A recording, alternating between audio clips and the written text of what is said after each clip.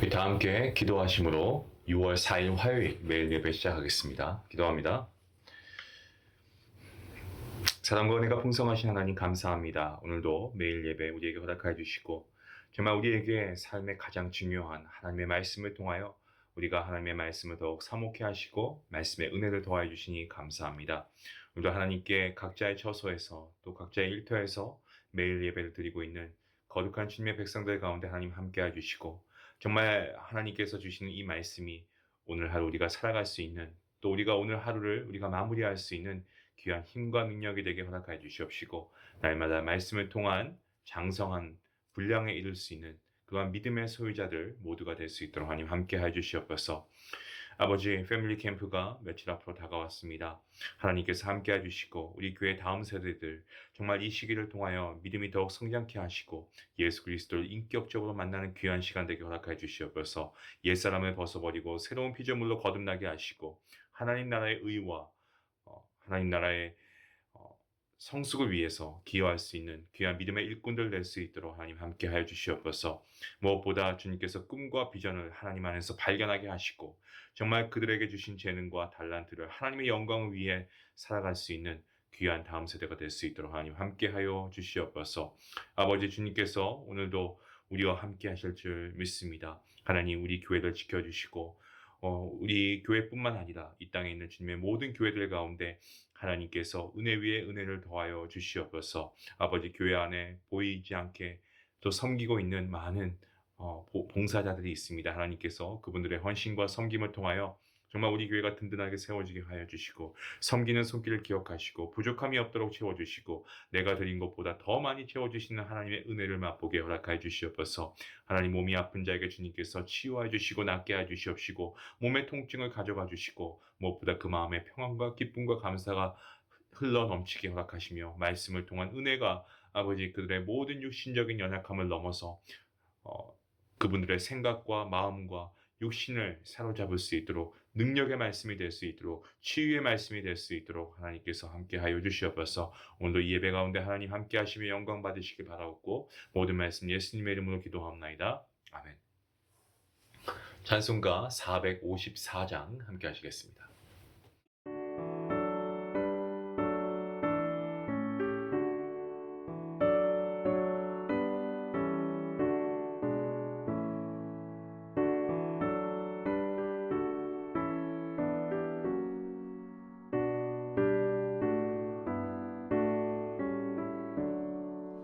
주와 같이 되기를 내가 항상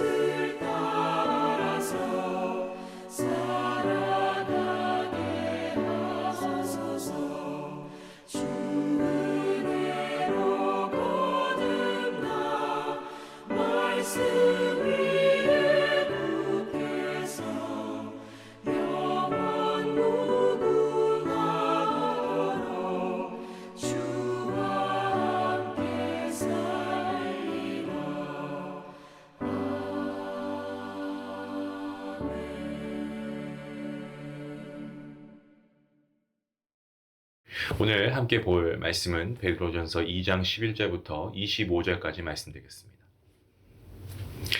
한 목소리로 함께 말씀을 읽도록 하겠습니다. 사랑하는 자들아, 거류민과 나그네 같은 너희를 권하노니 영혼을 거슬러 싸우는 육체의 정욕을 제어하라. 너희가 이방인 중에서 행실을 선하게 가져 너희를 악행한다고 비방하는 자들로 하여금 너희 선한 일을 보고 오시는 날에 하나님께 영광을 돌리게 하려 함이라. 인간의 모든 제도를 주를 위하여 순종하되 혹은 위에 있는 왕이나 혹은 그가 악행하는 자를 징벌하고 선행하는 자를 포상하기 위하여 보낸 총독에게 하라. 곧 선행으로 어리석은 사람들의 무식한 말을 막으시는 것이라. 너희는 자유가 있으나 그 자유로 악을 가리는 데 쓰지 말고 오직 하나님의 종과 같이 하라. 무사람을 공경하며 형제를 사랑하며 하나님을 두려워하며 왕을 존대하라. 사환들아, 범사에 두려워함으로 주인들에게 순종하되 선하고 관용하는 자들에게만 아니라 또한 까다로운 자들에게도 그리하라. 부당하게 고난을 받아도 하나님을 생각함으로 슬픔을 참으면 이는 아름다우나 죄가 있어 매를 맞고 참으면 무슨 칭찬이 있으리요. 그러나 선을 행함으로 고난을 받고 참으면 이는 하나님 앞에 아름다우니라. 이를 위하여 너희가 부르심을 받았으니 그리스도도 너희를 위하여 고난을 받으사 너희에게 본을 끼쳐 그 자취를 따라오게 하려 하셨느니라.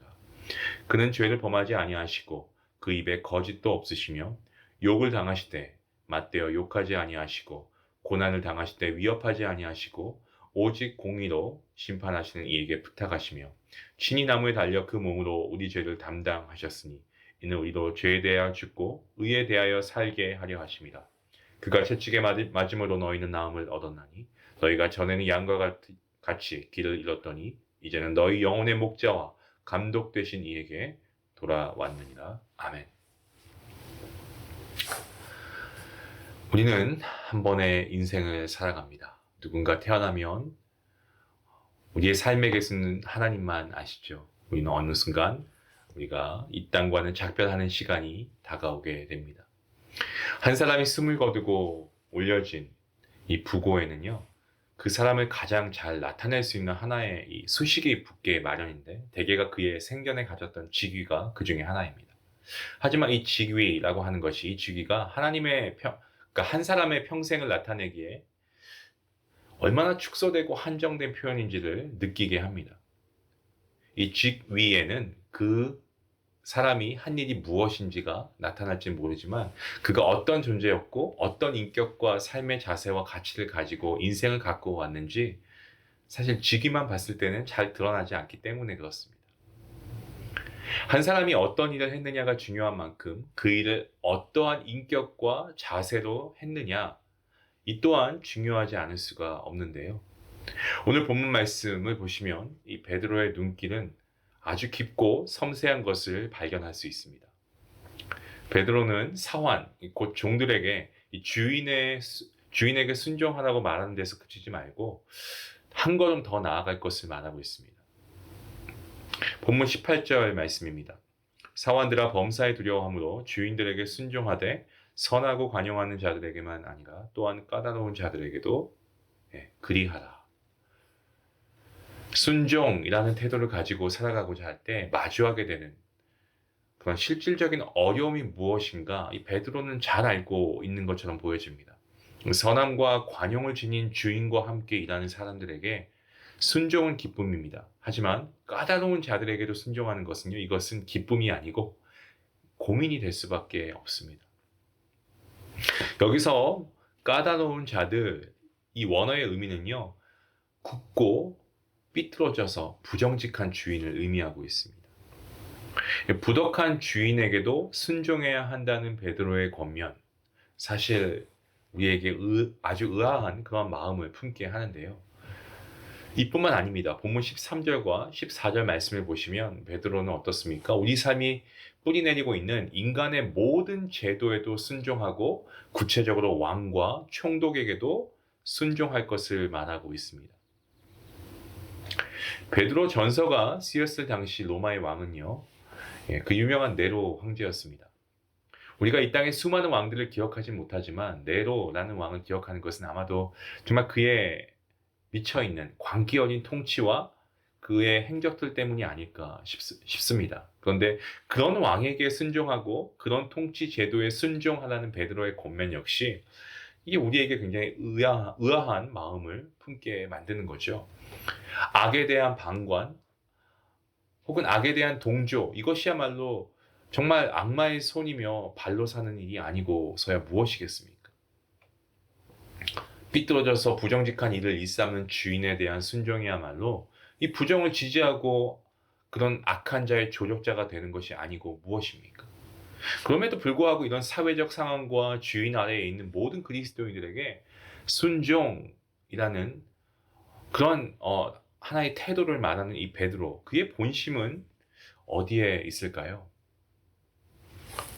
베드로가 요구하고 있는 순종은요, 단지 악하고 삐뚤어진 주인을 무조건적으로 따라야 한다라는 말이 아니라는 것을 우리는 본문 전체의 흐름을 통해서 깨닫게 됩니다. 12절 말씀에 이렇게 기록하고 있습니다. 너희가 이방인 중에서 행실을 선하게 가져 너희를 악행한다고 비방하는 자들로 하여금 너희 선한 일을 보고 오시는 날에 하나님께 영광을 돌리게 하려 합니다. 순종의 핵심, 무조건적인 따름이 아니고 선한 행실이라는 사실을 우리에게 알려주고 있습니다. 그 순종의 행실이 선할 때는 비방하는 자들이 마지막 때에 하나님께 영광을 돌릴 수 있기 때문에 그렇습니다. 또한 그들의 선한 행실은 하나님의 손길이기도 합니다. 본문 15절 말씀입니다. 곧 선행으로 어리석은 사람들의 무식한 말을 막으시는 것이다. 그리스도인들이 악을 방광하고 영합하는 순종이 아니고 선행을 중심에 둔 순종을 할 때에 하나님께서는 그 선행을 통해서 어리석음을 막으십니다. 본문 17절에서 말씀하는 사람을 공경하며 형제를 사랑하며 왕을 존대하는 것이 순종의 표현이라고 한다면요, 그 중심은 선행입니다. 악한 제도와 탐욕에 젖은 왕과 이 삐뚤어진 주인에게 한결같이 선한 입장을 고수하는 시민과 종은 불편한 존재가 아닐 수가 없습니다. 때문에 선한 입장을 고수하는 그들은 반드시 고난을 받습니다. 부당하게 고난을 받고 억울한 일을 당하기도 합니다. 이 땅의 조직과 이 땅의 사람들 속에서 그리스도의 길을 가는 이들이 경험할 수밖에 없는 것이 고난 아니겠습니까? 올바른 길, 고든 길을 가고 있다면 부당한 고난을 받게 됩니다. 선한 일을 하고 있다면 고난을 받을 것입니다. 하지만 베드로는 어떻습니까? 그 고난을 피하지 말자라고 하고 있습니다. 본문 19절과 20절 말씀. 부당하게 고난을 받아도 하나님을 생각함으로 슬픔을 참으면 이는 아름다우나 죄가 있어 매를 맞고 참으면 무슨 칭찬이 있으리요. 그러나 선을 행함으로 고난을 받고 참으면 이는 하나님 앞에 아름다우니라. 베드로에게 있어서 순종은 어떻습니까? 선행을 넘어서 선행으로 인한 고난 받음까지 포함하고 있다는 사실. 참 놀랍지 않을 수가 없습니다. 비록 고난 받는다고 해도 내가 살아가는 나라와 직장과 가정과 모든 공동체, 그곳에서 선한 일을 포기하지 말자는 베드로의 말, 아주 굳고 확고한 것을 우리가 보게 됩니다. 하나님을 믿는 우리들의 신앙이 뿌리내려야 하는 터전, 바로 그곳이기 때문에 그렇습니다. 세상에서 선한 일을 택하고 선한 입장을 고수함으로 부당한 고난이 찾아온다라고 해도 고난 당하면서 사는 것이 세상 안의 그리스도인이라고 하는 그 자리인 것을 우리가 깨닫게 됩니다. 우리 주님께서, 우리의 그리스도께서 이 땅에서 욕을 당하셨지만 맞대어 욕하지 않으셨고, 고난을 받으셨지만 위협하지 않으셨고요. 그 모든 악을 공의의 하나님께 맡겨드리는 삶을 우리 주님께서 친히 보여주시지 않았습니까? 사랑하는 성도 여러분, 세상의 제도와 조직과 사람들 안에 살아가는 우리, 다양한 갈등이 있고요. 그리고 고민이 있고 어려움이 있습니다. 정말 매일 매순간 이곳을 떠나야 하나 말아야 하나, 어떤 존재론적 고민을 거듭하지 않을 수 없을 정도로 정말 악이 너무나 편만하게 그렇게 작용하는, 그야말로 정말로 믿음 생활하기 어려운 그러한 시간을 우리가 통과하고 있습니다.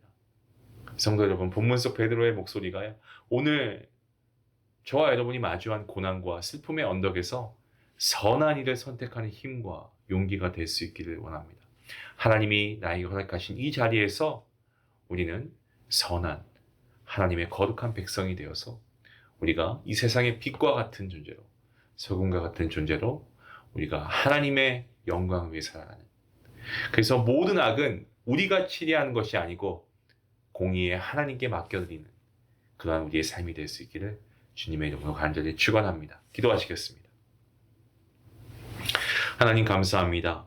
오늘도 우리에게 각자에게 주신 삶의 터전 가운데서 우리가 정말 사랑과 공경과 그리고 존대하는 이러한 자세를 잃지 않게 허락해 주시고, 정말 그리스도인답게 우리가 선한 행실을 이루어갈 수 있도록 우리의 삶을 인도하여 주시기 원합니다. 우리에게 허락하신 삶의 터전에서 선한 행실의 삶을 포기하지 않도록 계속해서 이어갈 수 있도록 하나님 우리를 이끌어 주시옵소서. 고난이 있을 것입니다. 환난이 있을 것입니다. 그럼에도 불구하고 욕과 위협이 있다고 해도 우리가 선한 행실과 선한 선택으로 말미암아 먼저 하나님께 영광을 올려드리고 정말 예수님을 따르는 주님의 거룩한 제자가 되게 허락하여 주시옵소서. 이러한 우리의 성도들의 삶이 될 수 있기를 하나님께서 인도해 주시길 간절히 바라오며 모든 말씀 예수님의 이름으로 기도하옵나이다. 아멘. 우리 같이 함께 오늘 말씀을 생각하시면서 우리가 살면서 부당한 고난을 당할 때가 있는데 억울해할 것이 아니고 우리가 하나님께 토로하시고 하나님의 의로우신 손이 그들과 함께 하시도록, 하나님의 공의로우신 심판이 그들에게 임하시기를 우리는 믿으며 우리는 우리의 삶의 자리에서 올바르게 선한 행실을 할 수 있게 해달라고 우리 같이 함께 기도하기 원합니다. 기도하시겠습니다.